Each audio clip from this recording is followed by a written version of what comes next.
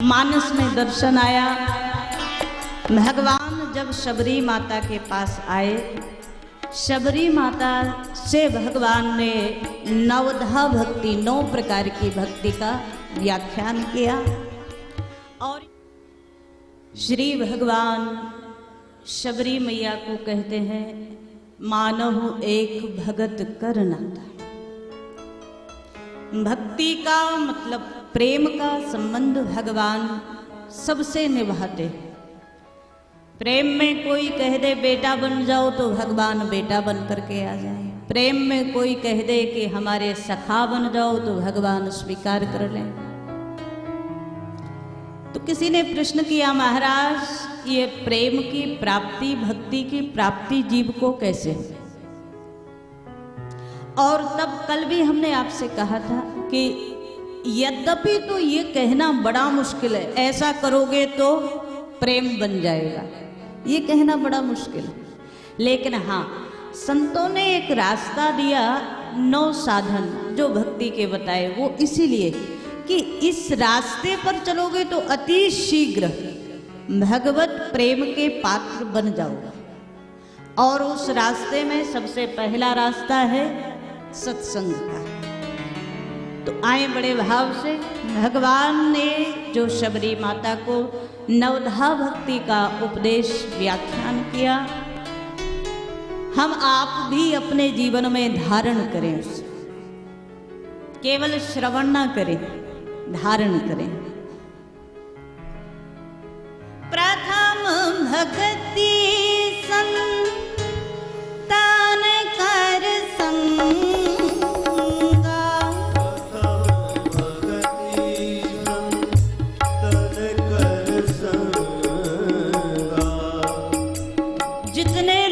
बैठे सब भाव से गाओ।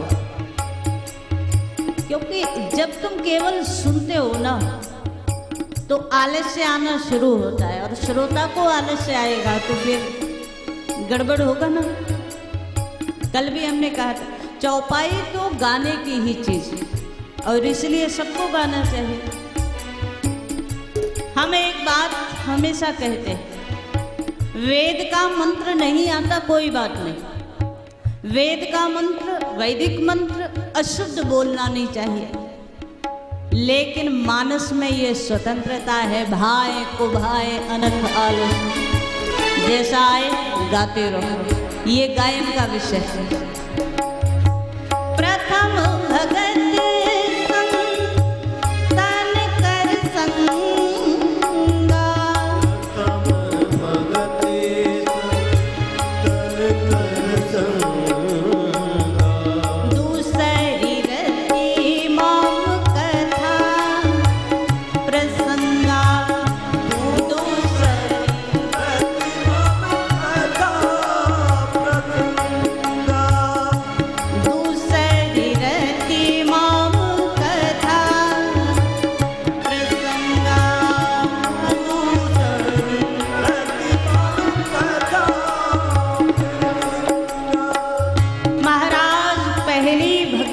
सत्संग।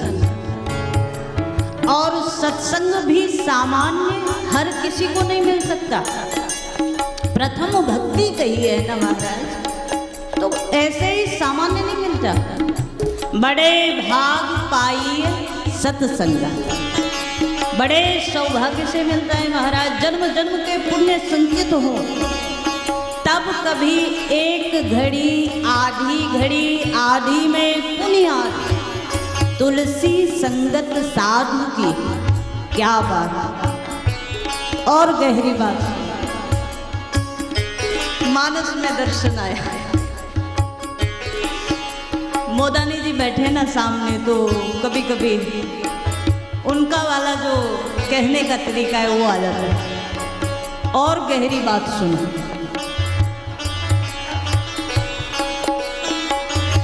दूसरी बात,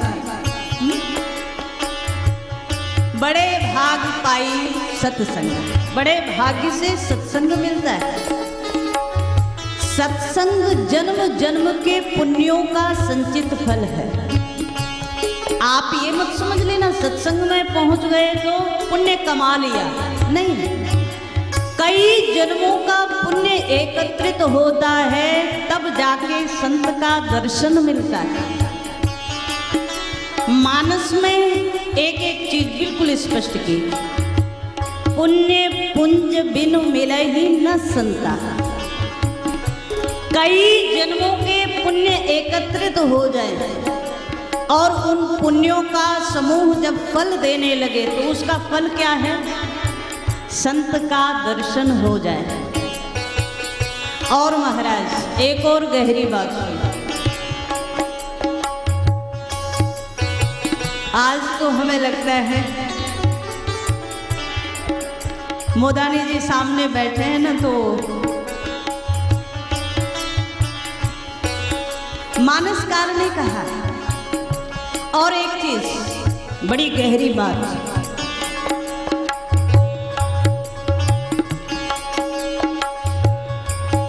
अगर एक घड़ी का भी, एक से आधी घड़ी का भी, आधी से भी आधी घड़ी का सच्चा संत का संग हो जाए तो ये जीवन नहीं हजारों हजार जन्मों को सुधार दे। इतनी सामर्थ्य सत्संग में, इतनी सामर्थ्य संत के दर्शन में। बिनु सत्संग विवेक न होई, बिनु सत्संग विवेक न होई।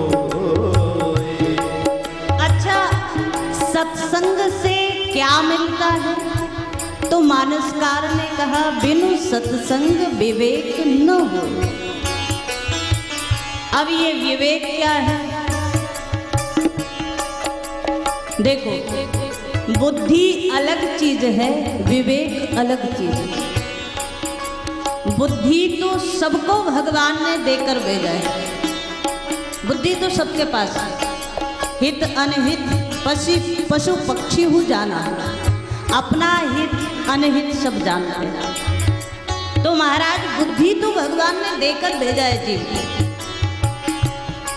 लेकिन विवेक अलग चीज है, वो सत्संग से मिलता है। विवेक क्या है? जब जीवन में क्या सत्य है और क्या असत्य है, सद असद विवेचनी बुद्धि जो है वो विवेक है। सत्य क्या है? देखो, थोड़ी सी गंभीर चर्चा है। सत्य क्या है? अभी तक जब तक बुद्धि से सोचोगे तो लगेगा परिवार ही सच है, परिवार से ऊपर सोचोगे नातेदार रिश्तेदार ये सब सत्य है, मेरा व्यापार सत्य है, दुनियादारी ये सब सत्य है। लेकिन विवेक जागेगा तो पता चलेगा जिस जिसको हमने सत्य समझा था वही असत्य है, सत्य तो कुछ और है। सत्य क्या है? सत हरि भजन जगत सब सपना। ये बुद्धि कब आएगी? जब सत्संग निरंतर होगा तब ये बुद्धि जागेगी। बिनु सत्संग विवेक न होई, हरि बोल। राम कृपा बिनु सुलभ ना सोई, राम कृपा बिनु सुलभ ना सोई, राम कृपा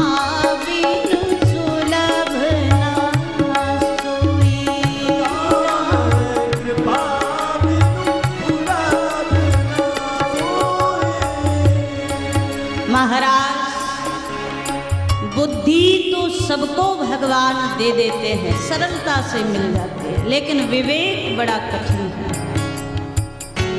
और बिनु सत्संग विवेक न होई, बिना सत्संग के विवेक नहीं जागता। और जब विवेक ही नहीं होगा, क्या सत्य है क्या झूठ है यही नहीं समझ आएगा तो प्रेम कैसे बनेगा भगवान में? इसलिए पहली सीढ़ी सत्संग। और एक बार मानस में दर्शन, देखो, मूर्ख को समझाना बड़ा मुश्किल है। मूढ़ बुद्धि जो है उसके लिए तो मानसकार लिखते हैं, मूर्ख हृदय न चेत जो गुरु मिले ही विरंच संग। मूर्ख को समझाना मुश्किल है, बड़ा मुश्किल। ब्रह्मा ही विधाता ही गुरु बन करके आ जाएं तो भी ना समझा पाए। लेकिन हाँ, अगर जीवन में कहीं सठता आ गई है तो संत मिटा सकता है। मूर्ख कहते हैं उसे जो, देखो दो चीजें हैं, एक जानना एक मानना। अगर आप जानते नहीं हो तो ज्यादा कोई बहुत बड़ी बात नहीं है। दुनिया में कोई आज तक ऐसा हुआ ही नहीं जो सब कुछ जान सके।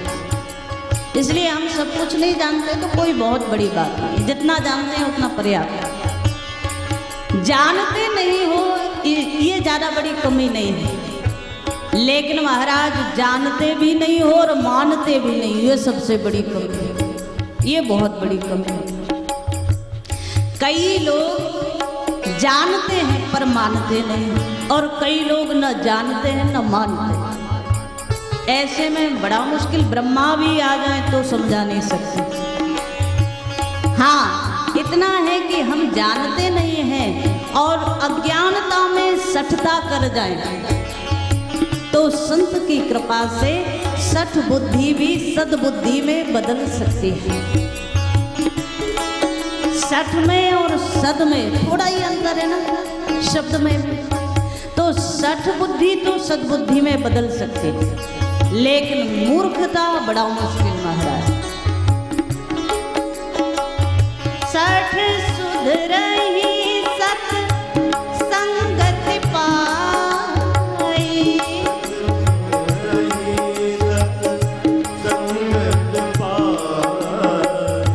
पारस परस कुधातु सोहाई।